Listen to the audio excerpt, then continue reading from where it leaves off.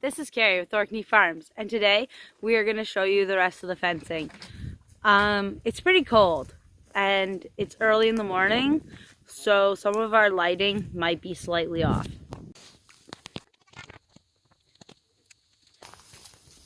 Yeah, so I guess today we're going to finish this fence finally. I'll maybe discuss later about the troubles we had. It's been a wild show, but I just wanted to show you guys some of the methods we use for fencing, which are going to be out of the ordinary because for financial reasons. This black waterline tubing, it's the same stuff we used on the rabbits. I think it was like, how many feet was in that roll, Carrie? I don't know. It was like $80 for over 100 feet or something. Actually, I haven't really weighed out the cost of this yet, but if you have any type of hosing laying around like we did because we had extra, I've just simply been putting galvanized wire through the hose or the tube. And a corner here, for example,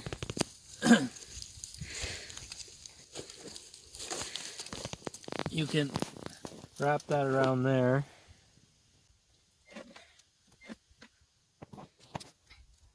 Now I've changed the design of this quite a few times, but this is what I've been doing most recently, is putting the one wire through a loop, and then that kind of pulls it tight on the corner, and then you just make another loop like that.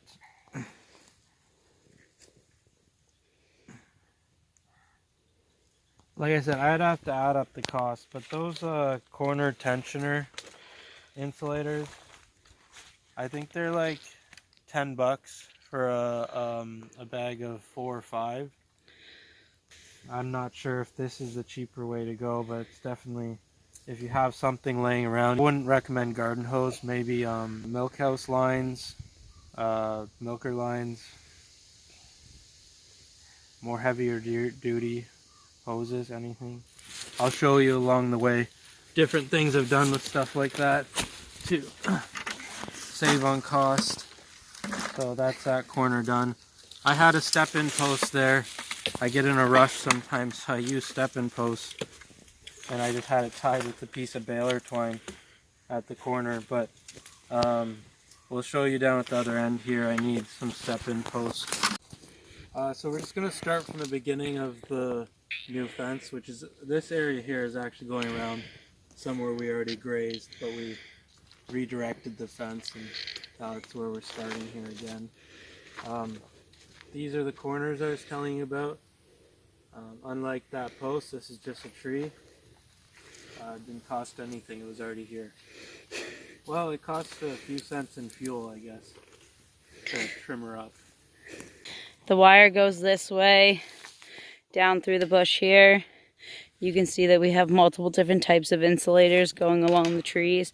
We utilized the trees in every spot that we possibly could to save money, time, and resources. This is the corner where it spins off to down there. It comes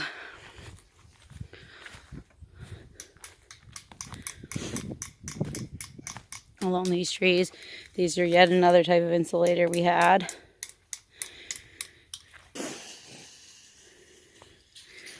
So this is where our fence goes.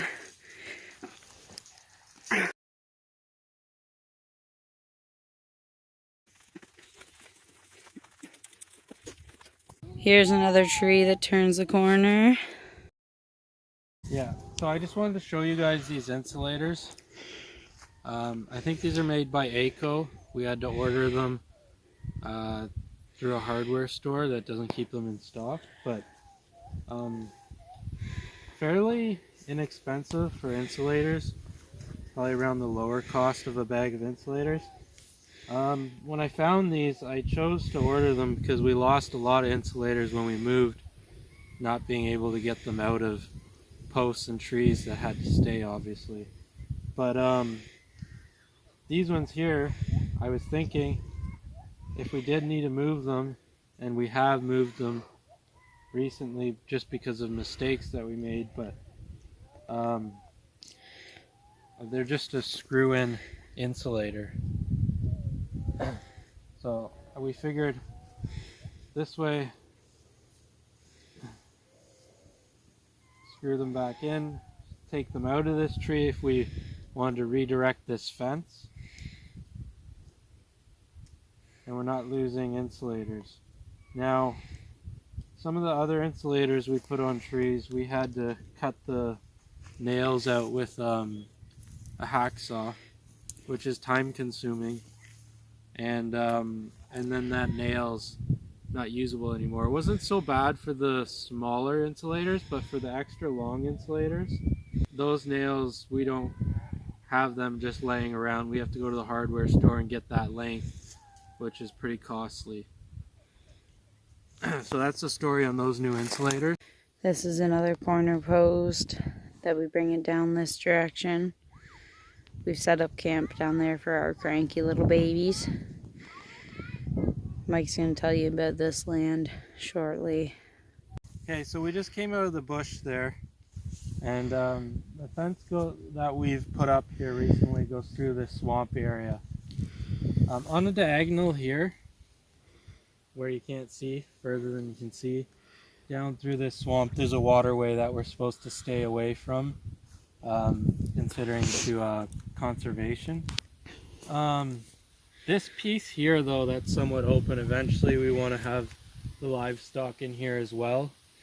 But I was worried about how much supplies I had left, so, and we've cut off a bit, we've fenced quite a big piece of land here, and you'll see that as we move further down. But next year I do plan to corner off somewhere here and go around this open piece back around to the house. And we should, if we go up and around this way, we should be able to stay to the limit of the inside of the waterway. But we came through here because the waterway is somewhere between us and that tree going down that way to the next property.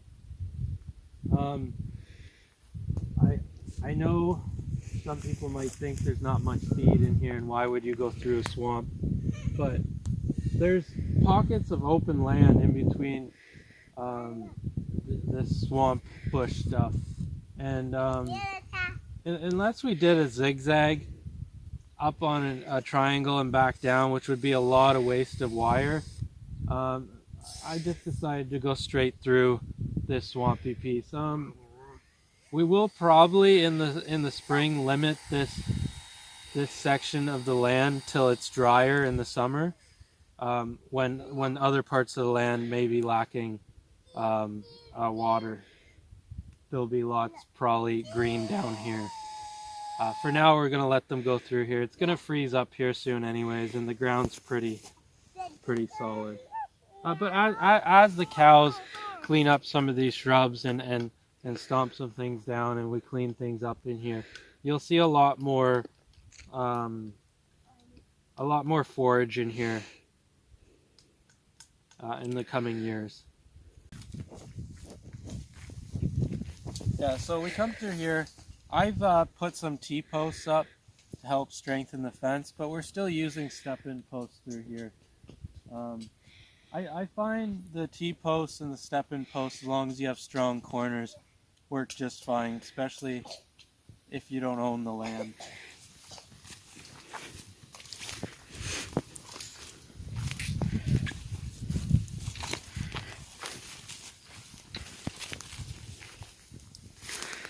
It's hard for us to get video sometimes, but just so you guys are aware, basically this path we cut was generally looks all like everything around the outside of the path. Basically this pathway here looked all like this. It took a number of days to cut through it and clear it all out, but that's just the options we have right now. We don't have any heavy equipment. Basically we just go through with a blade on the weed eater and the chainsaw and trim everything down. Like I said earlier, I've got T-posts every couple 100 feet, and especially where the path is turned. When we came through here, we weren't as worried about making a straight line as we were as just getting through it. I just can't explain how difficult it is getting through areas like this. But I just wanted to show you these homemade insulators I made when I ran out of T-post insulators. Like I said, it's just heavy duty hose, industrial milk line hose type stuff that I've cut up and wired to the T-post, and it actually works really well. The only problem with this system is you have to cut these and put them on the wire before you tie the wire. You can't put these on like an insulator and throw the wire on, which is the downfall. So we're through that bushy stuff now. This is the property line. There's an existing cedar rail fence here. This is my corner post. I do have one of those. Picked up a few of those from a bucket of stuff I picked up free up the road. Those are my other corners, homemade stuff. I don't recommend this black stuff on a bend like that. I'll have to replace this sooner than later. But I had that in my pocket when I was doing this corner. Obviously, being a corner post with tension on it, it would normally pull in unless you have a brace. In my case, just some wire going around the existing cedar rail fence, tied back to the T-post. So we're gonna head down this way, show you what we've done along the cedar rail fence for insulators and whatnot. We'll be putting in step-in posts along the way where the fence is too far in, like so. So I put a step-in post in that gap there. Clayton's gonna find the next gap for us.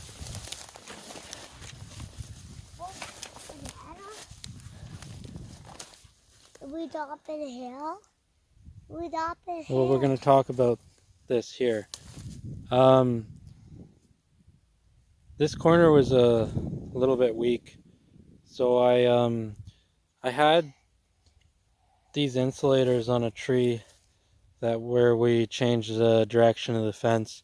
Like I was saying earlier in the video, we have a hard time getting these insulators out without ruining the insulator or the nail. That tree was a little bit in the way, and there's enough pine and cedar around here anyways that we don't want too much acidity in the ground. So I just chopped it down to use it as a post on this fence. The insulators were already on it. That way I wasn't wasting the insulators or the nail. Like I said, some of these posts are too far back to insulate, but between here and here should be okay for now. Eventually I probably will put a step-in post here, but we're running low on them.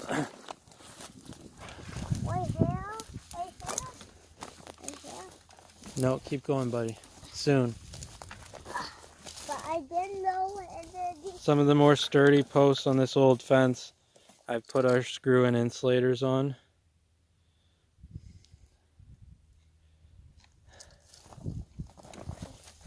Now here, where you can see it's dipping again, we'll have to put in a step-in post.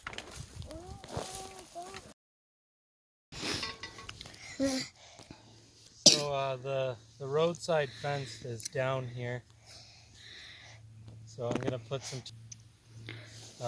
If we're here a decent amount of time, we might fix this eventually.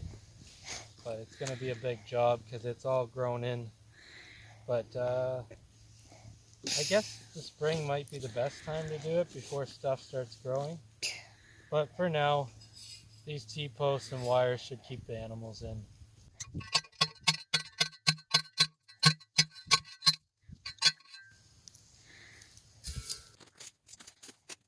So again, I've got the hose here going through the wire, and then just wired around the hose to the T-post to insulate.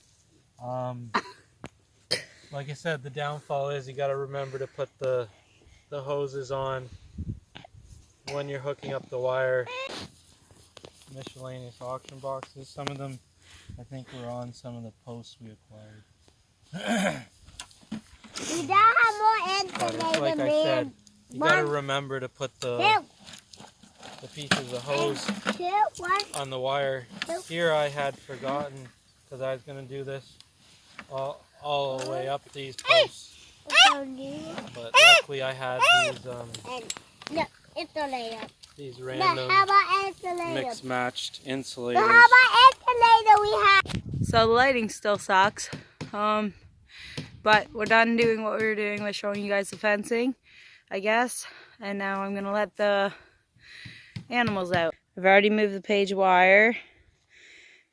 Now all I have to do is move this electric wire that was stopping the animals. Hopefully don't get hit by it because it's still on.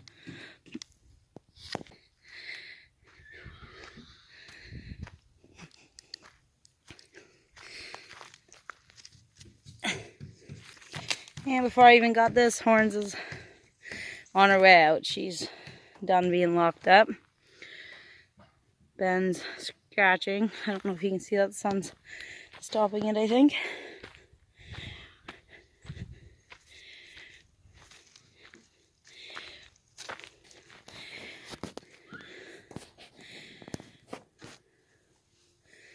The sheep look like they've noticed that the gate's open too.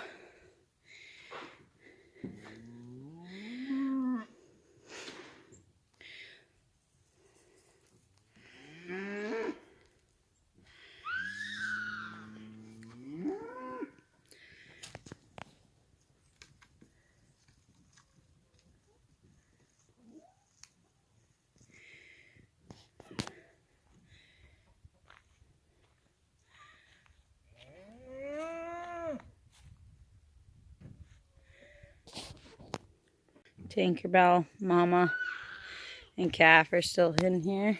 Tinkerbell looks like she's thinking of heading out now. I'm going to walk out and show them where we gave them extra space. They're crying because we didn't take this netting down over here. And so they're super confused. I don't know if they're going to come, but I'm hoping they do. Of course, Duke will come. Oh, no, that's Tilly. Duke's right there. Tilly, you coming up on Mom's side too? Let's go. Let's show them where the new fence is. They'll realize eventually they can get around here.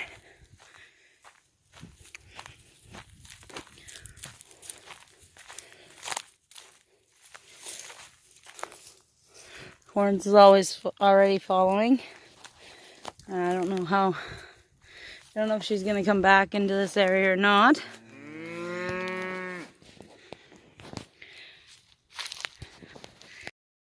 I ran over this way to see if I could get Horns and them to follow me.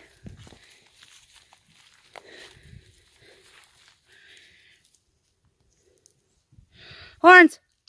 Come on, girl.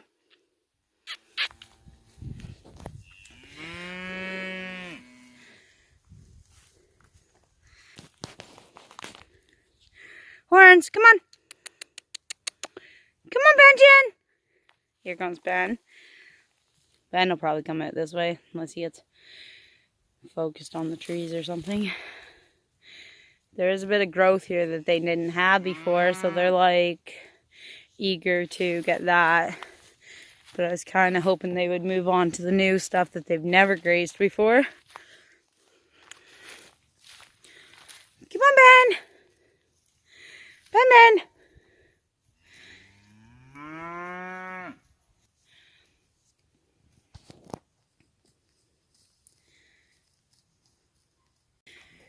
Yeah, come on, Horsey.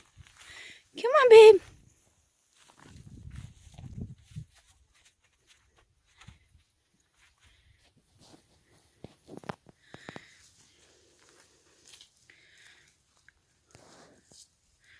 I think she's finally realized that they can get a lot further than they originally could. Now she's coming pretty fast. I just want to see her go in the bush. There they go, down into their new area.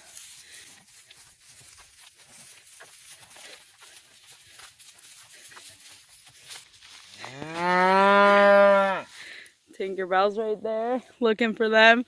She come running pretty fast. Really. I think the cows have found their way, and they're off to the races.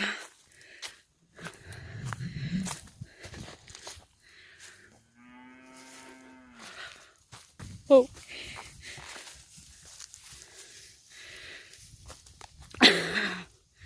I don't know if you caught Tinkerbell going field there. They're off mighty fast. Here comes Tinkerbell through the bush again. She's found them. She was worried because she'd lost them, but she found them.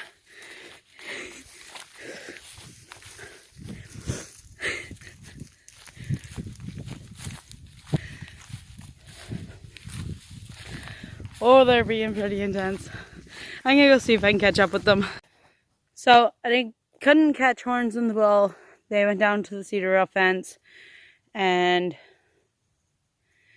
yeah, they were running fast. So I couldn't catch them. But these guys are all still just taking their sweet time with the stuff that's up here. So the Dexters are at the very back. They went exploring. I think they thought they got loose, and they were super excited about it. Yeah, these guys are just calm, and they'll find their way eventually. Thanks for watching, and we'll see you on the next video. So it's only been 5 to 10 minutes, and Ben and Horns are already back from their big jaunt down the bush. Tinkerbell's right there too, so she's back. I think everybody's here again. Horns and Ben look like they're gonna go explore again. I feel like they didn't circle the whole paddock, I bet. It looks like they're thinking about going a second round. And the sheep haven't made it past this initial area. They're hanging out with the Jersey.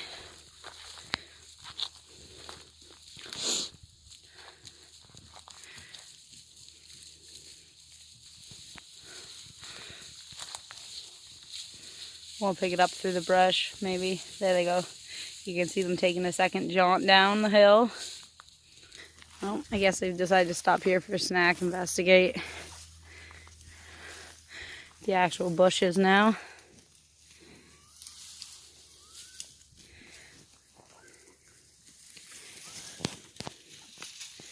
Horns is going to come out and be a bully and push everybody off the grass that's here.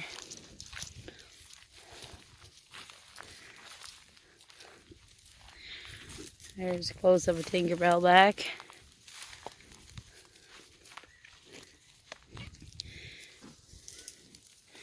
Everybody's accounted for, so I didn't have to go very far. Mike just sent me back in here to see if they'd disappeared and to go find them and make sure they didn't get through the fencing, but they came back. So everybody's content and eating. There's Tilly coming out of the bush now. Fun times.